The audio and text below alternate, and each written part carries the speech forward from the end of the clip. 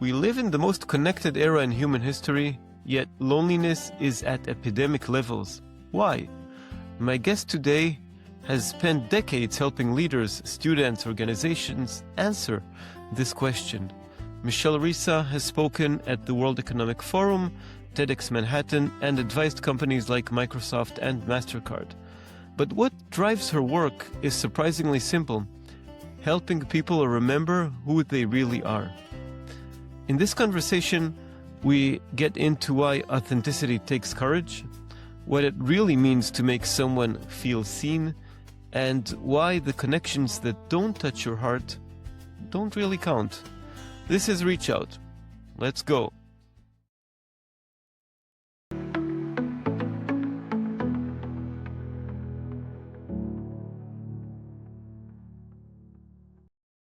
Hi everyone, thank you for watching or listening. Welcome to another episode of the Reach Out series, where we explore the intersections of human connection, technology, and mental well-being. I'm Yohay, Elam, founder of TouchBase, an app that tackles loneliness by helping people maintain meaningful connections, reach out to loved ones. And today I'm joined by Michele Risa, a leadership advisor, speaker, and educator who has spent decades helping people reconnect with authenticity, empathy, and purpose. Michele's work centers on a powerful idea: helping individuals and organizations remember who they really are and lead from that place. Over the years, she has worked with leaders across sectors, from universities and emerging leaders to major corporations, designing programs that strengthen trust, communication, and human-centered leadership. Her current initiative, Universities United, operates across 22 universities in 9 countries, delivering what she calls comprehensive support, a model that goes beyond personal development to include practical workplace skills like communication, collaboration, and building trust within teams. Michele has advised and spoken to organizations including Microsoft and MasterCard, and she has presented at venues such as the World Economic Forum, TEDx in Manhattan, Forbes, Barclays, Viacom, and the New York Stock Exchange. She's also the award-winning co-author of the book Conscious Entrepreneurs: A Radical New Approach to Purpose, Passion, and Profit. And before, she spent many years as a television producer, focusing on bringing more positive and constructive stories into the media landscape. Outside her professional work, she's passionate about exploration and resilience, having visited more than 50 countries and even running 2 marathons, something she proudly describes as part of her philosophy of embracing life fully. So, Michele, welcome to Reach Out. Thank you for that. I sometimes forget how much I've experienced in this little life. Yeah, including something we have in common, which is marathon running. That's right. That's right. Yeah, just completed the Tokyo Marathon, and it's exciting each time, like the first. So let's jump in. A question that seems to guide much of your work is, how do we help people remember who they really are? Let's start there. Okay. Well, I would answer that by saying we, as children, we absorb what the adults around us tell us is true, right? And we have no mechanism to refute it, to question it. We just simply absorb it. And I think when many of us are teens, we begin to push to see what we cannot be, or not be as our parents suggested, but that's not, who we are either. And I would say then society doesn't give us those suggestions or tools, or a system for self-discovery. Right? There's never, at least not any corporate job I ever had, asked such age-old questions like, who am I? Why am I here? Where am I going? And how do I get there? It was more of a competitive situation. And so that's why, I realized that the next generation of leaders must know who they are, and to lead with authenticity and clarity, and courage, because to fight the societal norms certainly takes all of that. And I would say, especially in these times of chaos. So I would say, there's just pretty much, for many of us, not even an opportunity to ask those questions, in a very systemic way. It's, for the most part, not part of our societal, either in our families, nor many of us in our education or workplace. Hmm. So how do we get to that point? What makes us forget who we are in the first place? Well, I think our natural nature is, not apparent to us.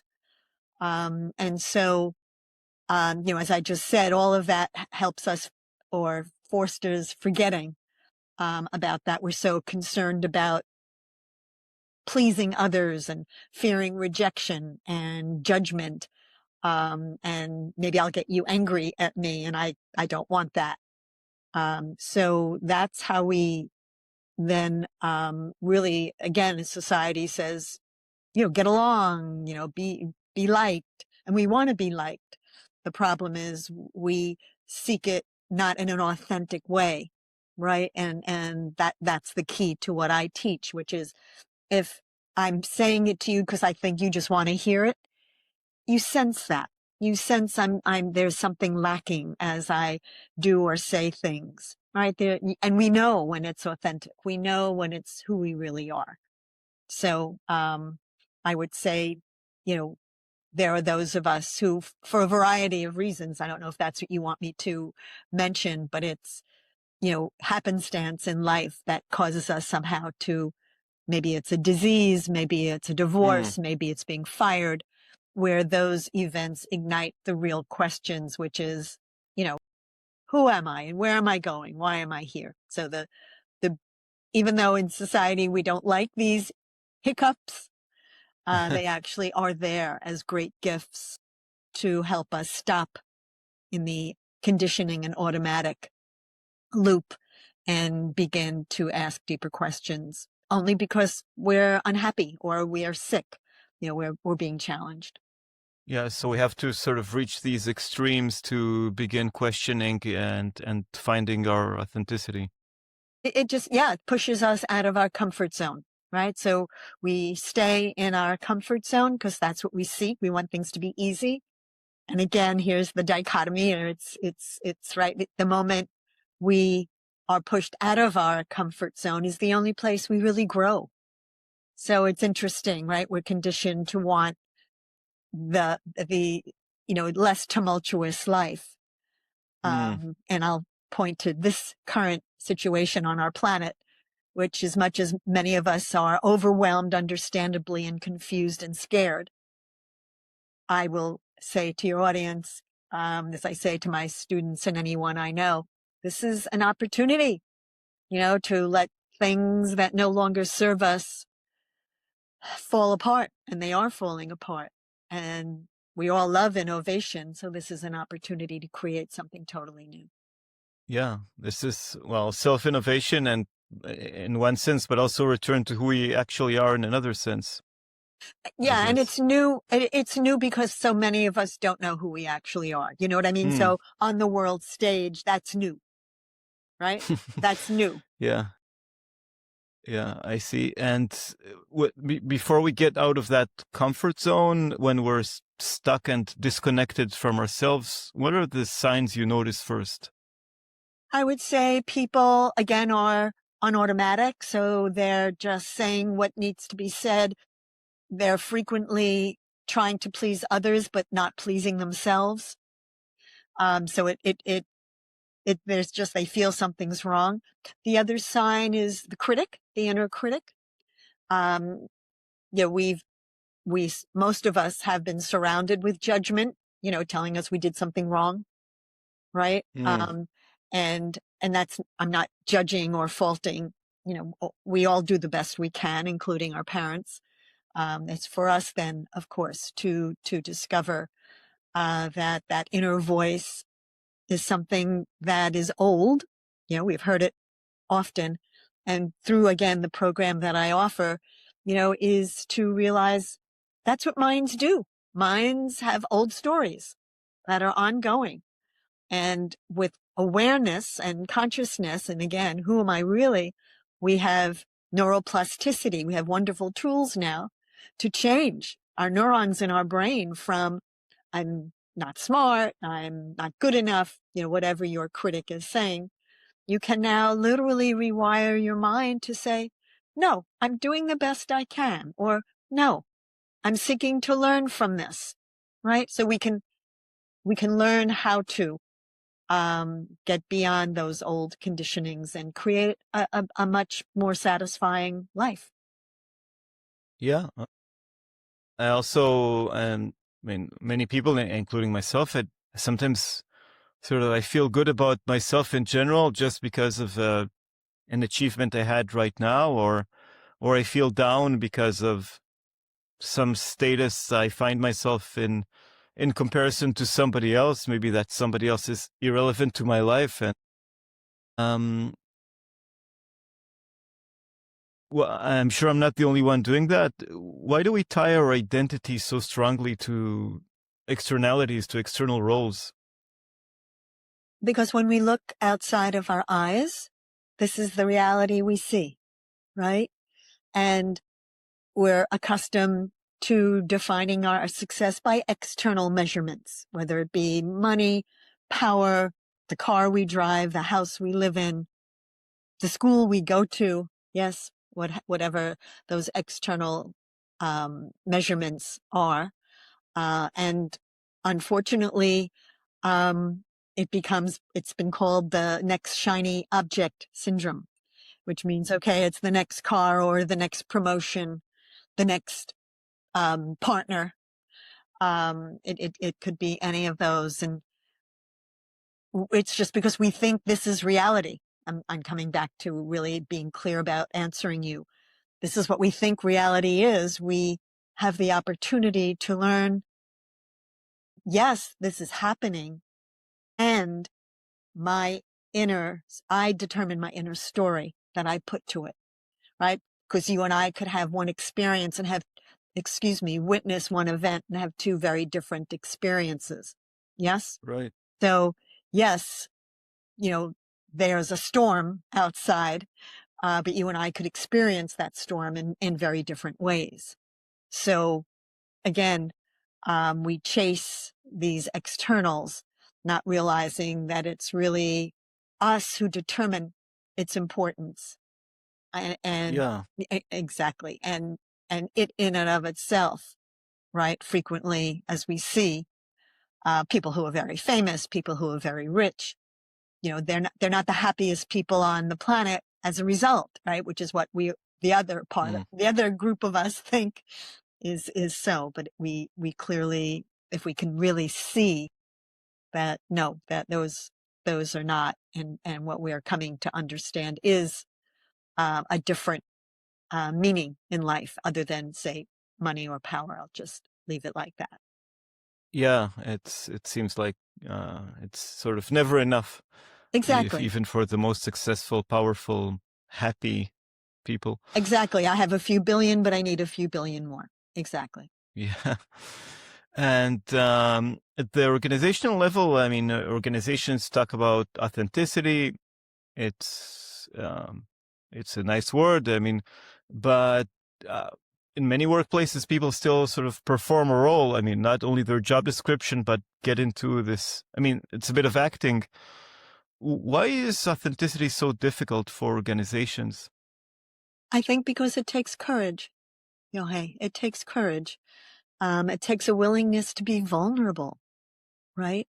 Because I'm going to chance being who I actually am, right? It takes strength to live my values as opposed to just either think them or speak about them. And I think it also takes graciousness, right? Or ownership. Maybe that's a better word. I own my values. I don't need to impose them on you. And we think frequently I need agreement, right? We want that camaraderie. And, I would just say, it's ego that wants to control, right? It's not authenticity. I can be authentically who I am. And the good news is I'm in control of me. I certainly can't control you, nor do I need to. And the need to is when I've developed that stronger relationship of support and love for me and kindness for me, I don't continue to desperately seek it from you, right?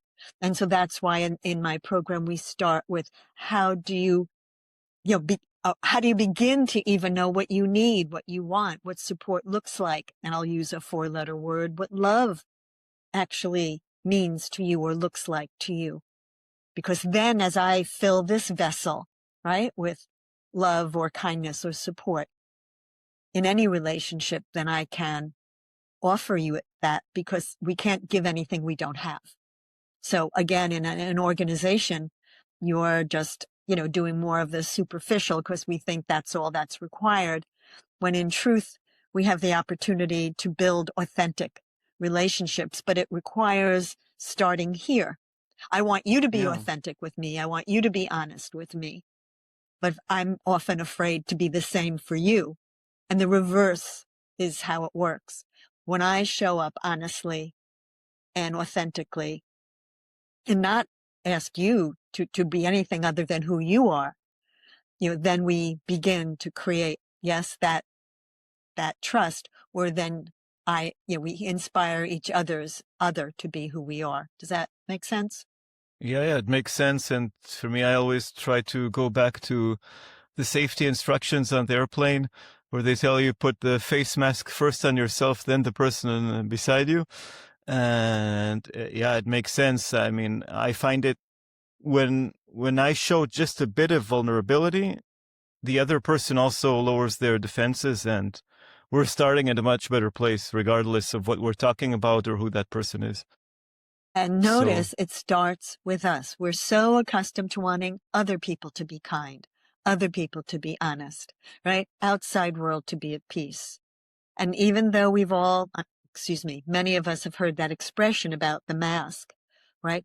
yeah, It's not easy to turn the camera around and say, all right, let me take responsibility, right, for who I am and not rely on you to create my life. And that's, again, I believe it is challenging, and that's why we do it as a community. Yohay, right? We can't do it yeah. alone. We were never meant to do it alone. Centuries back, we were all in communities that supported the growth of all members of a community. And I believe we need to get back to that. Yeah, makes sense. Mutual support can do much more. But let's say in a workplace, if someone works in an environment where being authentic, I mean, it could pose a risk. It could, there could be a backlash. How can someone be authentic without jeopardizing their career? I thank you for asking that. I mean, of course, that's the concern. And it's not to just impose. I mean, it's, if someone is interested in my point of view, you could say to me, Michele, how do you feel about ABC? Right? And if you ask me, then, and I can speak from, and this is important, an I statement. I feel, because you just asked me, right? Not we should, right? Because then it's, right? I'm speaking for others, not myself. So that's a hint to anyone who may want to try this, is you can say, we talk about the storm. Oh, I love storms. I love walking through a storm. It's just refreshing and exciting. Now, I'm not asking you to experience it that way, nor agree with me. You could say, oh, I hate them. And I'd say, oh, okay. And I can even ask you to build this relationship and not jeopardize it. Tell me why you hate it. I'd love to hear. Or maybe you want to hear when I last enjoyed a storm, and Mm, why, right? So we can be who we are and not impose and not control. And that space, and we can also use tools like listening, right? Not debating, not needing agreement, not interrupting. So all of that can foster not a jeopardy in our career, but actually build relationships within the workplace that are more meaningful than the superficial.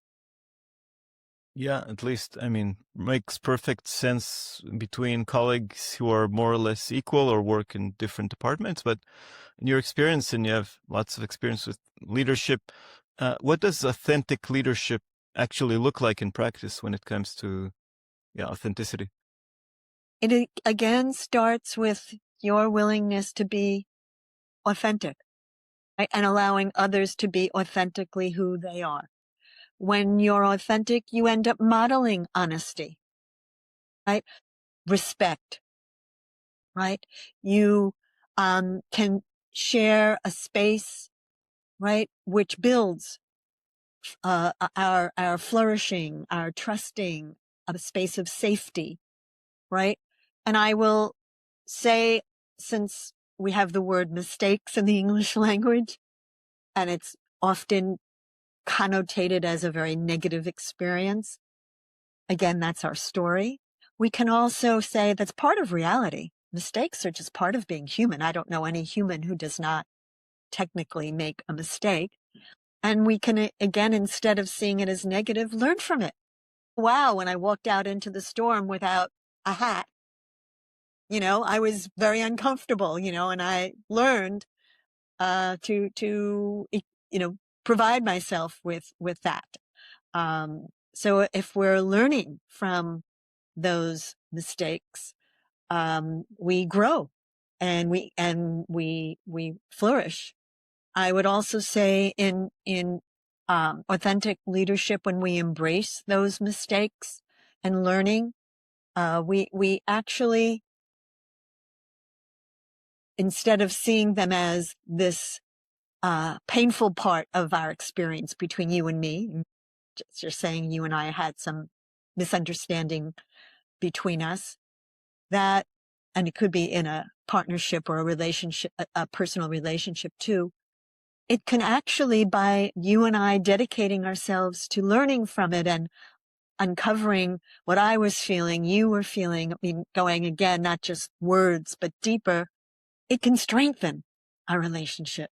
And so an authentic leader provides in their teams mechanisms to address those human misunderstandings and inevitable miscommunications. It's just part of life, right? We all, right? And so it then turns that potential weakening to a strengthening, because now you and I have listened and cared and wanted to understand each other better, etc. So yes, that's part of what a authentic leader actually looks like in practice. Yeah, so I'm hearing, leading with example, and also allowing these mechanisms to resolve for resolving issues, and then having these disagreements, arguments, and it can make us stronger. Right, and it's setting that up. You need to set that up. It's foolish to say we're never going to have a misunderstanding or disagreement. It's just not real. And so if you then turn it into a place, as I say, to strengthen the relationship. I'll just give one metaphor in case it's helpful to anyone listening. I think in addition to creating a new definition of leadership, I'm also advocating a new definition of collaboration. And I'll just use the metaphor of a symphony orchestra. So anyone in the orchestra needs to come with the ability to play their instrument. You can't show up with a cello and not be able to play it, as an example, right? So in addition to, again, that responsibility for knowing self, right? Your voice, your instrument, right? We also need to connect to each other harmoniously, right? As opposed to, again, we just show up and the moment there's this dissension or this cacophony, we all leave. Yes. So again, it's going beyond what normally is a collaboration that sometimes, not often, I would say, is not sustainable in our current system, but to really be clear about what a new definition of collaboration and partnership looks like. Yeah. Makes sense. And I think, I mean, an organization which reaches the good levels of understanding and problem resolution is mature and can grow faster. And uh, we'll move from organizations which are mature to younger people who naturally are, well, less mature. And you work closely with university students across many countries. Which patterns do you see among young people today when it comes to identity, belonging, confidence? I mean, of course, there are lots of stereotypes about Gen Z, like I think there were about any young generation. What do you see? So with identity, I would say they're all over the place. They have no clue. And I'd say most of us humans haven't, again, gone there. So this is not, I think, a generational thing. In terms of belonging, again, the Lone Ranger, at least here in the West, has been more of the, the champion, the Rocky. And they're finding, right, it's empty, right? They belong to nothing. There is no support system. Or one university is so isolated from another, or one law firm is isolated from another. So we're very much isolationists. And we foster competition. So belonging has not existed either, that environment of or ecosystem of trust. And its confidence is more bravado, and it's more superficial than truly, that strong rootedness in who we are. Right. So, yes, I would say that it is what I see in young people, which is part of why I started my program. But I would say it's endemic in many members of our human family. Yeah. And yeah, we're all, yeah, as you said, it's endemic. And you mentioned isolation and loneliness levels are extremely high. On the other hand, we're the most, most connected in human history, especially the younger generations that grew up with this technology. So what do you think is happening beneath the surface, beneath the superficial bravado, as you mentioned about confidence? We're connected electronically, Yohay, but we're not connected in a meaningful human connection, a meaningful connection, right? So I've got likes and I've got followers and, I've got these measurements that don't really touch my heart. I mean, we strive for them, right? We want numbers. It's almost like a business again, instead of, looking at how our people are growing or how our people are free to innovate, because innovation requires mistakes. Going back to our earlier conversation, you don't get innovation first time out perfectly. Then it wouldn't be an innovation. By definition, it wouldn't be new. So yeah, it is certainly of this younger generation, but I really see our whole human family coming to a pivotal point, recognizing many of the superficial mechanisms we've looked to for meaning and finding they don't offer it. Because we're wired to be socially connected. So I understand this desire for acceptance and acknowledgement and appreciation. I mean, that's human. We're hardwired for that. We just need to go from the superficial with ourselves. Here's what I have to look like for you, right? To, here's who I look like for me. And right, being again willing to make that deeper and want to make that deeper understanding with you. And again, takes courage, takes vulnerability, many of the same things we discussed. Yeah. So I think when we, as a society or the social media companies, when they build the digital world, that they just neglect or misunderstood these factors. I mean, the need for courage, the need for authenticity, or is there something else they misunderstood about connection when building this vast digital world? Yeah. They monetized it. They made it all about money. I mean, that's all it's about. So I'm studying as a Meta, whoever, what do I need to do to keep you engaged, scrolling and your eyeballs here? And it's all about monetization, money. So it was initially just a free way to connect. And now, as I think I said earlier, likes, followers, clicks, what have you, to monetize the entire situation instead of meaning and curiosity and deeper connections. Yeah. And a theme in your work is helping people feel seen and heard. What does that actually mean in practice? How does that work? Number one is listening.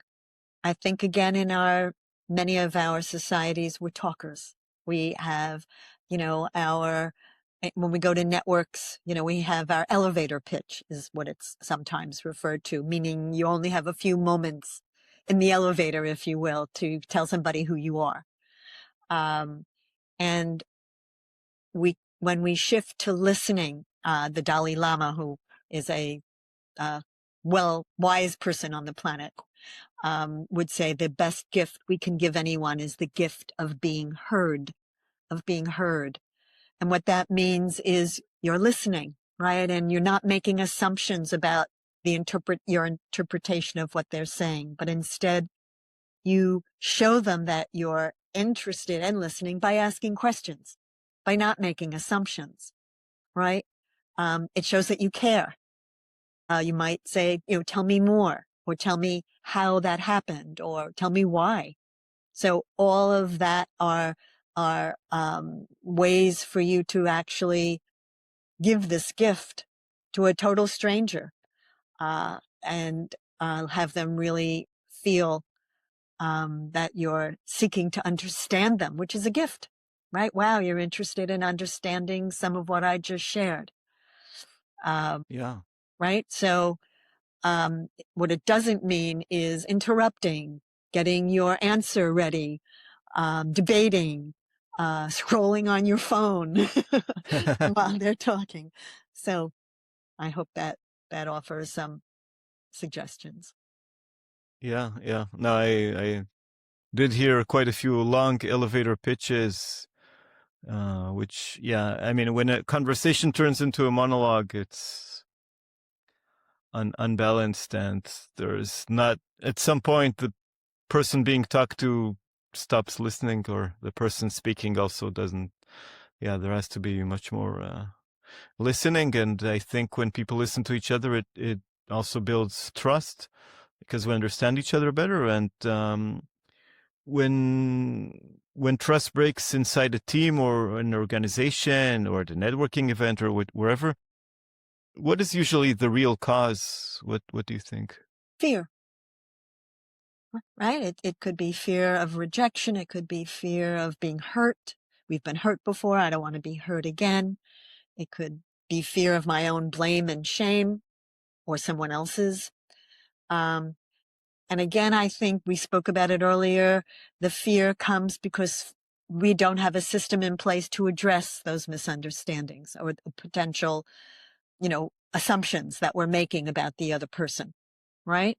So, and when we have those mechanisms to deal with disagreements or misunderstandings, it enables, us to avoid the breakdown, right? And I would say, well, I said it earlier, instead of it pulling us apart, it brings us closer together. Yeah, and circling back to organizations, to leadership, for leaders managing big teams, 20, 50, 100 people, do you have one simple habit that helps people genuinely feel seen? I'll use a few words: acknowledgement, recognition, appreciation, words of kindness. It could be as simple as in a meeting saying thank you. This is not difficult. Basic gratitude, yeah. Basic gratitude, right? Or giving them a chance to share. So suggesting you care about what they have to share. So yes, those are all very simple. You asked for a simple habit. Any one of those, I think, goes a long way. Yeah, I'm a big believer in simplicity, and and appreciation. So what you said certainly resonates. Yeah. Um, and in this series, we often talk about technology and human connection. Well, we're using technology now to conduct this interview. Where do you think technology has genuinely helped relationships? Where does it have a positive role? Right. Well, years ago, I mean, we didn't have the ability just to connect with each other on a daily, weekly, even monthly basis, right? I mean, not outside our community, right? I mean, just think, we had the horse and buggy. Okay, now I was taking a car. I mean, and then of course, we had this wonderful thing called a telephone. But before, you'd write a letter and maybe a week or so later you'd get a response. So no doubt, this immediacy and worldwide connection is a marvel, right?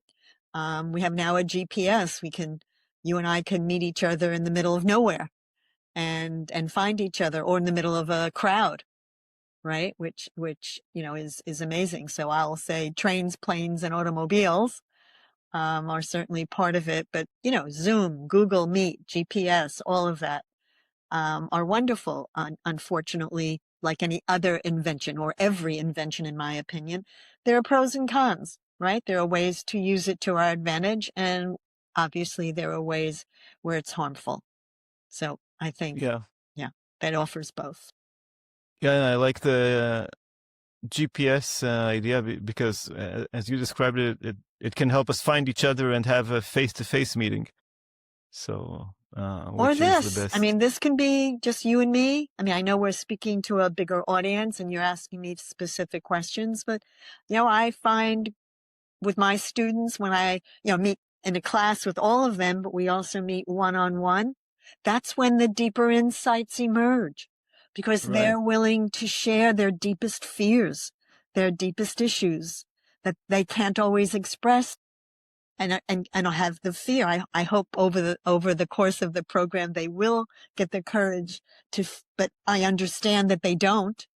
But they trust. The good news is they trust me, right? And in those one-on-ones, I mean, I'll just give an example. The recent woman in Afghanistan, I said, so what's going on? She told me she has great fear and anxiety about the bombs that are landing, because Pakistan and Afghanistan are now at war, and they are anxious provoking. She feels unsafe. She worries. I mean, and I think we can all understand that, right? So, Yeah. those are the challenges that I'm faced to help her through. And I did, and she found this session very helpful. And I gave her tools and a methodology to give herself peace, right? Because of course she cannot control the bombs, or other people's reaction to it, but she can control her own. Yeah. Yeah. I also am a big fan of one-on-ones, either in my personal life or in organizations. That's when the real connections and the real things come out, much more than in group sessions. And so going Um, back to the organization, I would say to them, don't just rely on your yearly reviews. Those are the least revealing, right? That's the least revealing. The more often you walk around and have conversations, or even have let's meet for coffee type of conversation, is where the meaning and the connection and trust is built, not the yearly reviews. So again, we measured things, right? We had to have measurement, but too frequently they were artificial measurements. I don't know if I actually mentioned this. I'll just quickly say, I mean, in the 70s, I went to Ben and Jerry's, which is an ice cream company, up in Vermont, at their factory and farm. And I first learned about a triple bottom line. I mean, I knew, there were profits and that they needed to account for, but they included the planet and people. I was like, oh, oh, wow. wow, beyond just money, they care about the planet and they cared about their people. And I add a fourth P, which is purpose, right? That we Mm. want to have that. So it's, it's really, we're moving, it's taken, greed is good has been taken over. Uh, and 1980s, yeah, yes, it did. and onwards, But yeah. we seem in this moment of chaos and change, rapid change, to have the opportunity to truly move in a new direction with each other. Yeah. This is a period of change and technology. I mean, we touched on it before. Where do you think technology weakened relationships? We talked about monetization of social media companies, but is there anything else? Say the question again. I'm sorry. We talked about technology and human connection. And we talked about technology helping human connection, the GPS, Zoom. But technology also can weaken human connection. And we mentioned earlier social media's desire to monetize. Are there any other ways you see that you find technology weakening human connection? Other ways? I think other than what we said, honestly, I can't think of anything right now. What I would, again, say what we can do is use the current chaos to recognize what no longer works. It's like falling apart for a reason. That's my opinion. You need not agree, but maybe want to consider. So instead of being horrified, saying, okay, maybe there's another approach to whatever we're speaking about, whether it be a business or a society, that will persevere, and be more sustainable than what we previously built. I mean, I'll give the example of civil rights. We're voting rights. So we passed legislation in this country to have that. And I personally doubt that we actually addressed the fears we had of each other or the hate we held for each other. And so, yes, we made our best effort I think the United States actually made the best effort to create this democracy. However, I think one of the problems with even our democracy is we keep going back to a constitution that's 250 years old, right? Yeah. And we look at Apple. Let's look at the company called Apple. They're reinventing all the time, and we don't say, "Oh, don't do that." Please keep what you were doing last year, 5 years ago. I mean, they're reinventing all the time. So I would say it's chaotic, it's messy, it requires a new approach. But I would encourage everyone to see we applaud the Apples of the world, right? To constantly improve. And I would say maybe it's time that whenever we develop anything, know that we did it to the best of our ability at that time. Even, Obama, whatever you think of him, yes, the Affordable Care Act, he did the best.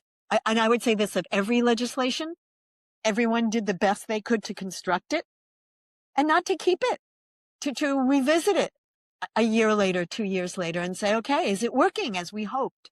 And what needs to be improved upon, as opposed to throwing out the baby with the bathwater, that expression. So yeah, if we're looking at, moving toward a model that works, it's to say, let's revisit and improve, not suggesting they're mistakes or errors, but the natural process of things, to look at something with fresh eyes, or after put the science hat on and say, wow, we tested it out there. Millions of people tried it, and here's what didn't work. So how foolish to continue doing that. We've experimented with this new idea. Let's improve it. So Makes perfect sense. I mean, successful companies. Sorry? Yeah, just an idea.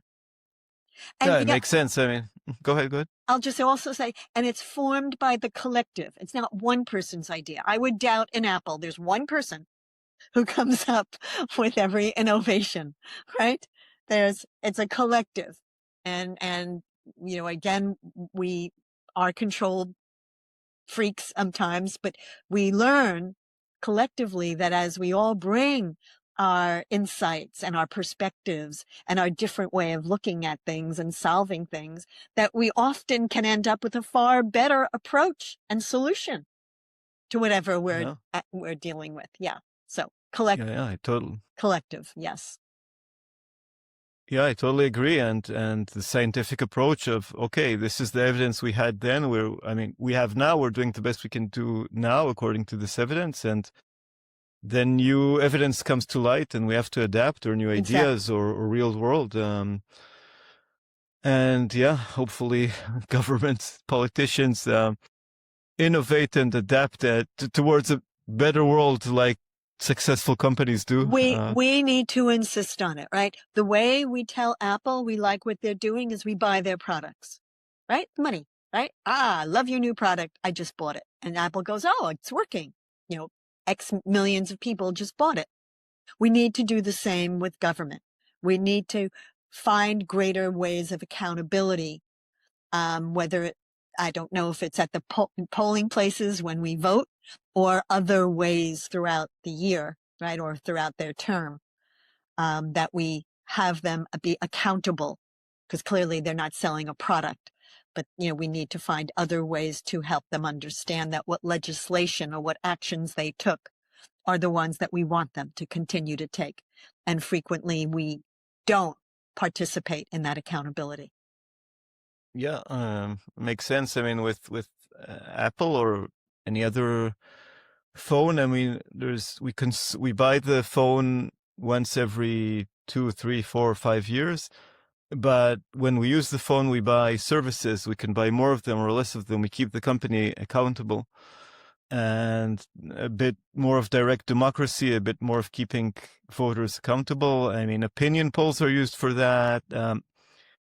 Demonstrations, there are various ways, but I find that, I live in Spain, originally from Israel. My sister lives in the US. That most people are just busy with their everyday lives, and there's only a small group of activists. So yeah, if there were more participation, I think we would be in a Right. better And world. dictators rely on that busyness, right? They don't want us to Yeah. hold them accountable. However, when we push back, we're seeing that now. When we do sign petitions or walk out on the streets and let our feelings be known, even large corporations or countries, they don't appease, but they push back, we see it works. It works. So yes, our current model is to not hold anybody accountable and be too busy with our little lives, or they create conflict between us. So we're busy fighting amongst each other so that we're not holding them accountable. We know that's a strategy as well. It's throughout history. So it's not something. Yeah, I think the Romans invented divide and conquer. Okay. Or maybe that's my theory. But I think it's an ancient way of exactly. retaining control. Yeah. Exactly. So yes, accountability is key. And it can't, Yeah. the expression is, we have to be willing to fight for our democracy. It's not going to exist by itself. Dictatorships, yes. Democracy, no. Yeah. It's something, it's a breathing and living organism. Exactly.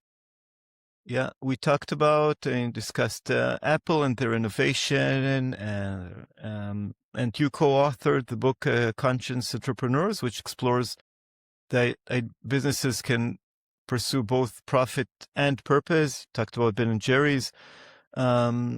Do you think that the business world is moving more toward that model or away from it? We have an opportunity to impact it, but what are the trends right now? I think they're going to be forced to, Yohay. I really think, and because we wouldn't do it otherwise. I mean, I think as, we forget what freedom of speech gives everybody, or, our ability to be mobile, or to have due process. So unfortunately, unless it's taken away from us, and it's only taken away from others, we're not sure how painful that really is, right? Some of us needed to I'll go to a metaphor. Our mother or father said, don't put your hand on the hot stove. And, some of us said, okay, I won't do that. And others had to touch the hot stove in order to realize it. I think the chaos will be so widespread that more of us will get to feel, unfortunately, the personal pain of all of this and be forced to move in a different direction. That's not only my vision, but also my hope. And I wish more of us would have greater empathy to not have it wait for us. I think there's the expression, I think it was during World War II, when they came for the gypsies, I wasn't a gypsy, so I didn't say anything. When they came for the Catholics, I'm not Catholic. I didn't say anything. When they came for the Jews, I wasn't a Jewish, so I didn't say anything. And when they came for me, there was no one to speak up for me. So I would Yeah, say we can't fall into that same terrible lack of empathy and compassion we need when others are being treated unkindly, inhumanely, and yeah. I just think it was a German priest. I don't remember if Catholic or Protestant. He said that in the 1930s, and yeah, his words proved well. right. So that's when Right. you say trend, I think right now it's not hurting my pocketbook, I don't really care. That's Yeah. one way, right? Or wait a minute, it's not hurting my pocketbook, but it's really impacting other people's lives tremendously. So I don't need to wait till it's hurting me to take action. And that's the collective that we need to move towards. Would you say that empathy, I mean, caring about others, being aware, is what distinguishes conscious entrepreneur from a traditional one, or Yeah. I mean, are that's there certainly other part of it. We differences? talked about courage, authenticity, empathy. Yes. Yes. Raising Yeah, others up, right? Not imposing, but, allowing each of us to truly connect to our, I'll use the word divine nature. And I believe we all have it. That's just my belief. yeah, yeah. So, talking, mentioned divine, and some people see the technology that bursts into our lives, artificial intelligence, AI, in the past 3+ years, maybe as divine or evolutionary, or it's significant in any case. It's becoming part of our daily lives, and some people are already forming even emotional relationships with AI companions. How do you see AI influencing human connection? And thank you. I really don't know. Um, I will say that as we all experience it, we'll truly see, right? But I will say to that question, I don't know, how having a relationship with AI or a robot will impact us ultimately. I'll say what's missing there, in my opinion, again, I'm only speaking from that, there's something very precious about our soul. And again, you may disagree. You might call it energy, breath, call it what you wish. It's not a religious thing. I don't think. I think anyone listening to this is breathing. That's just, I would think that's happening. Um, and there's something very energetically special that we can feel about each other's soul. And Yeah, I can't speak to whether a robot can replicate that, but I'm saying at this present moment, I would say that's what's missing. yeah, yeah. I agree. I mean, for me, we humans are three-dimensional, and at least just chatting or seeing an AI avatar on screen is not the real thing. Could robots one day fully emulate humans? I also think it's too much, but we need, yeah, the not only 3 dimensions, but also some breathing and real humanity. Um, so, what, in your opinion, should never be automated when it comes to human relationships? It's the same thing. It's the soul. Mm, yeah, got it. Yeah, I mean, I can use AI to find a slot in my calendar to have a business meeting, but yeah, the soul is something else. Yeah, got it.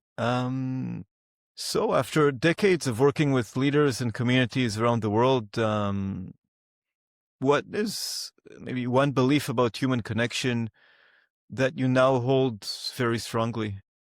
Right. I would say that, human connection is what has us come alive, right? And I fully alive. And I would say that connection with ourself and connection with others. We can't, in my opinion, again, we're so outer oriented due to our societal conditioning. But I personally, and I know so many who discover, the mystery of life and the sacredness and the joy, coming to know this inner world. It's not all exciting. I mean, it's exciting out there. It's also exciting in here, right? When Yeah. we go into our hearts, there's any other part of us. So I would say, that is we're wired for that. And yes, the more we go in and out in a meaningful way, yeah, it's truly, why we're alive, why we're here. It's to experience a sacred life. Yeah. But in today's world, where we're so busy, and we forget to reach out, and we don't have time to get back to people. Is this modern way of life? Do relationships fall apart because of that, or because we don't care enough like we used to when we lived in stronger communities? Or I think we had models around us that we saw when people cared. I think in this day and age, we don't know how to care. Again, starting with ourselves, how do I care for me? How do I really make the best decisions for me? How do I give myself support when I need it and how I need it and why I need it, right? So again, it's learning how to care, and with partners, since most of us, or even in a workplace, to take the time to learn what it means for you to feel cared for. If that's my desire to have you, I know that I care about you. I mean, I can't just assume my definition of caring is yours. That would be like, I like roses, you like daisies, but I'm going to continue to give you roses because I think roses tells you I care. Well, that's fine. However, not clearly communicating what you feel would be indicative of caring. So yes, I understand we're busy. And if we can acknowledge the importance of relationships with self and others, then we will, just because it's so important to us and it makes us feel so good, we will find the time to discover what it means for me to care about you and for you to feel cared about. Yeah. yeah, that's a great tip. If we know what we need for ourselves, we can better connect with people. And not assume they need the same thing, and ask, right? What would you like for your birthday? Or we can see, I see you really like daisies, right? Or whatever, right? So yes. Makes perfect sense.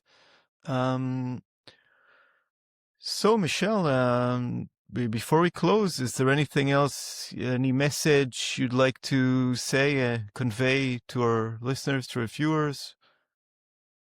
I like a small step, right? I would, Mm, yeah. we're talking about relationships, and again, I know I've said it, to how can you develop the relationship with yourself just as you would anyone else, which is to spend quality time with yourself, right? You can't do that while you're doing, maybe cleaning the house or shuffling papers at work, right? A quality time that we share with others, who then is required for ourselves, is to really sit, and we'll go back to the word listening, in a space where I can say to me, and it could be that you don't need to sit, it could be taking a walk in nature, it could be dancing without anyone watching in your room, it could be simply breathing. So I'm not gardening. I mean, I'm not dictating what that environment is. However, I would suggest that you give yourself your undivided attention and be patient, right? I know, yes, thoughts will come up. That's what brains do. We need to begin to learn a little bit more about our mind. And so, saying I can't still my mind is a ridiculous statement, because none of us can. So instead of trying to fight, that's like saying, I don't want the clouds to pass in the sky. It's like, oh, I don't think you'll accomplish that. let them pass, right? Let the thoughts pass, right? And recognize, that we're just being patient and listening. We talked about the gift of listening. And again, have it start here with, again, quality time without distractions, without your phone, other activities. And I would say learn to be your best friend. Learn to be, what does that mean? And that's an ongoing discovery. It's not one answer, right? What you may need now, it may not be what you need in the future. And I would lastly say, don't come with answers. Your answers are built on your past. We're looking to not rely on what we've known, but we're looking, right, to be in this moment to see what might be new and what you need now. What you needed before may not be what you need now. And so you want to deepen that relationship with you.